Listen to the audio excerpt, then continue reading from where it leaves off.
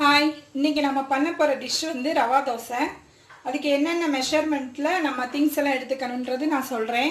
இதில் வந்து மெஷர்மெண்ட் ரொம்ப முக்கியம். நம்ம எந்த கப்பில் எடுக்கிறோமோ அதே கப்பில் தான் 3 மாவும் எடுத்துக்கணும். மாற்றி மாற்றி எடுத்துடக்கூடாது. இப்போது இதில் 2.5 கப்பு ரவை எடுத்திருக்கேன், 2 கப்பு அரிசி மாவு எடுத்திருக்கேன், 1.5 கப்பு மைதா மாவு எடுத்திருக்கேன்.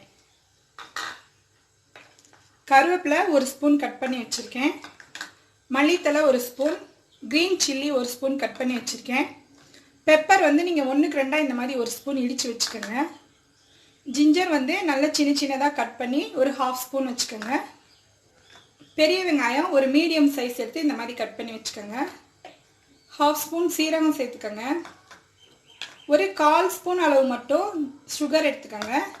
தேவையான அளவு சால்ட்டும் ஆயிலும் எடுத்துக்கோங்க.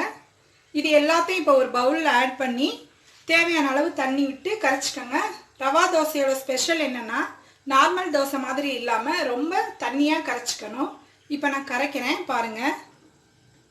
இப்போ பாருங்கள், எல்லாத்தையும் நம்ம ஒன்றா ஆட் பண்ணிட்டோம். இந்த மாதிரி ஃபஸ்ட்டு நீங்கள் மிக்ஸ் பண்ணிக்கோங்க. மிக்ஸ் பண்ணிவிட்டு அப்புறமா இதில் வாட்டரை ஆட் பண்ணி நல்லா லிக்யூடாக கரைச்சிக்கோங்க. பாருங்கள், இப்போ நம்ம கரைச்சி வச்சுருக்க மாவு வந்து இந்த கன்சிஸ்டன்சியில் இருக்கணும், லிக்யூடாக நல்லா. அப்போ தான் தோசை நல்லா வரும். இப்போ தோசை சட்டி வந்து நல்லா ஹீட் ஆகிடுச்சு. இதில் நீங்கள் ஒரு டம்ளரில் இந்த மாவை எடுத்து அதில் ஊற்றுங்க.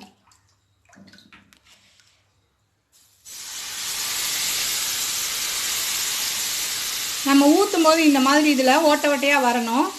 அப்போ தான் மாவு கரெக்டான பதத்தில் இருக்குதுன்னு அர்த்தம். மாவு ஊற்றின உடனே நீங்கள் ஆயில் போட வேணாம், ஒரு 2 மினிட்ஸ் வெயிட் பண்ணுங்கள். வெயிட் பண்ணிவிட்டு அப்புறமா ஆயில் போட்டுக்கலாம். இப்போ இதில் நீங்கள் ஆயில் ஆட் பண்ணுங்கள்.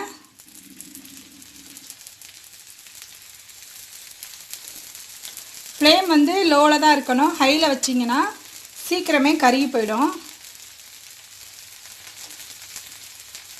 இப்போ பாருங்கள், நல்ல தோசை வெந்து லைட் மெரூன் கலருக்கு வந்துருச்சு. இந்த ஸ்டேஜில் நீங்கள் தோசை எடுத்துடலாம். பாருங்கள், நல்லா ரெட் கலர் ஆகிருக்கு இந்த இடத்துலலாம். இப்போ நீங்கள் சாப்பிட்றதுக்கு நல்ல கிறிஸ்பியாக டேஸ்டியாக இருக்கும். இப்போ பாருங்கள், தோசை ரெடி ஆயிடுச்சு. நம்ம இப்படி பிச்சோன்னா நல்லா தோசை கிறிஸ்பியாக இந்த மாதிரி வரணும். அப்போ தான் அது கரெக்டான பதத்தில் இருக்குது. இதுக்கு தேங்காய் சட்னி, சாம்பார், தக்காளி சட்னி வச்சு சாப்பிட்லாம். டேஸ்ட்டாக இருக்கும். எங்கள் சேனல் பிடிச்சிருந்தா சப்ஸ்கிரைப் பண்ணுங்கள், லைக் பண்ணுங்கள். தேங்க்யூ.